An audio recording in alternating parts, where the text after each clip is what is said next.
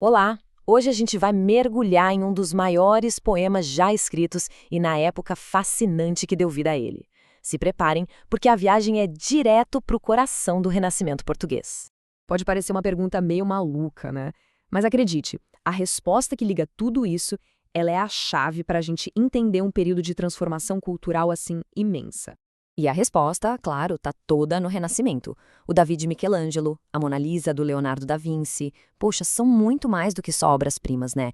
Elas são símbolos de uma nova maneira de enxergar o mundo, com o ser humano bem ali, no centro de tudo. E é exatamente essa filosofia, sabe? Essa celebração da capacidade humana que vai dar origem ao poema épico da nossa história. Beleza, então vamos fundo nisso. Para entender o poema, primeiro a gente precisa entender o mundo de onde ele saiu. O Renascimento foi literalmente um renascer mesmo. Foi aquele período em que a Europa meio que redescobriu as ideias, a arte, a filosofia lá da Antiguidade Clássica, e isso provocou uma verdadeira explosão de criatividade e conhecimento. E olha, a mudança mais radical de todas foi essa aqui, o antropocentrismo. O que isso quer dizer? Basicamente, o foco saiu de uma visão só divina do mundo e se voltou para o ser humano. As conquistas, o potencial, a genialidade das pessoas, tudo isso passou a ser celebrado. E o Davi do Michelangelo é a imagem perfeita dessa ideia. E junto com esse foco no ser humano, claro, vieram outras grandes ideias, tipo o racionalismo, que incentivou o pessoal a buscar explicações lógicas para as coisas, o classicismo, que é super importante para a nossa história aqui, trouxe de volta toda aquela admiração pela arte da Grécia e Roma antigas. E aí o individualismo e o cientificismo deram aquele empurrão para as novas descobertas e para a valorização do gênio criador, sabe? Certo. Agora vamos sair um pouco dessa visão geral da Europa e dar um zoom em como tudo isso aconteceu lá em Portugal, numa época que ficou conhecida como quinhentismo.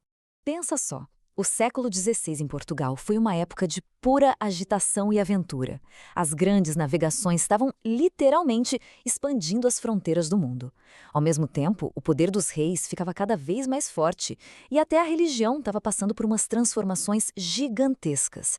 Era, sem dúvida, o cenário perfeito para nascerem grandes histórias.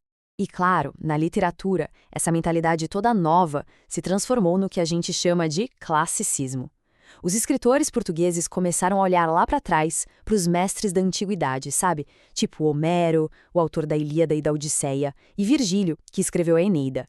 Eles buscaram inspiração nesses gigantes para criar suas próprias obras monumentais. Mas a mudança não foi só na inspiração, não, foi técnica também. A poesia portuguesa meio que abandonou o estilo medieval, que era tal da medida velha, e adotou a medida nova, que veio lá da Itália. Na prática, isso significou o quê? Versos mais longos, mais estruturados, com 10 sílabas poéticas, e a popularização do soneto, aquela forma poética que permite muito mais complexidade e harmonia. E todo esse contexto, todo esse movimento, tudo isso nos leva finalmente à obra-prima que não só definiu uma era, mas a própria identidade de uma nação. E, claro, ao homem que a escreveu. É isso mesmo, estamos falando, claro, de Os Lusíadas, de Luís Vaz de Camões. Olha, se o Renascimento português inteiro tivesse que ser resumido em uma única obra, com certeza seria essa. O próprio título já entrega muita coisa. Lusíadas quer dizer os filhos de Luso, ou, em outras palavras, os portugueses. Isso já conecta o povo daquela época com seus ancestrais míticos, guerreiros. É, no fundo, um poema sobre a identidade de um povo. O poema foi publicado em 1572 e foi basicamente o trabalho de uma vida inteira para o Camões. É impressionante parar para pensar que, de tudo que ele escreveu, essa foi a única obra que ele viu ser publicada. Um verdadeiro testamento da dedicação dele, né? Então, que tal a gente abrir as páginas dessa aventura épica e ver o que tem lá dentro? A história é basicamente o seguinte. Os Lusíadas conta a viagem histórica do Vasco da Gama, aquela que abriu o caminho por mar até a Índia. Só que o Camões, ele dá uma elevada na história, misturando fatos reais com mitologia clássica. Então, de repente, a gente tem os deuses do Olimpo, como Vênus e Baco, se metendo na viagem, ajudando ou atrapalhando os navegadores. É história e fantasia numa escala épica. E aqui a gente vê, com toda a clareza, a influência clássica. A estrutura do poema segue à risca o modelo das epopeias antigas, sabe? Primeiro ele apresenta o tema, depois invoca as musas pedindo inspiração, aí dedica a obra para o rei, narra a grande história e no finalzinho tem a conclusão. É uma arquitetura literária assim perfeitamente planejada. Ok, agora vamos dar um passo para trás de novo.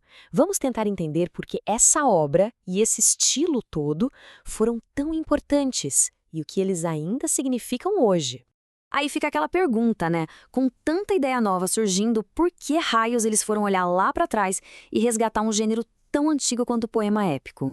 Olha, a resposta é bem direta e resume tudo o que a gente viu até agora. As epopeias voltaram, contudo, simplesmente porque o classicismo, que era um dos pilares do Renascimento, valorizava demais a cultura da antiguidade. Para eles, os épicos de Homero e Virgílio eram o jeito mais perfeito, mais elevado de contar uma grande história. E esse é o ponto-chave de tudo. O Renascimento não era sobre só copiar o passado. Era sobre usar a grandeza do passado como um trampolim para construir algo novo e igualmente grandioso. Camões não estava só imitando o Homero. Ele estava usando as ferramentas do Homero para celebrar os heróis e a história do seu próprio tempo. Isso tudo deixa a gente com uma reflexão final, né?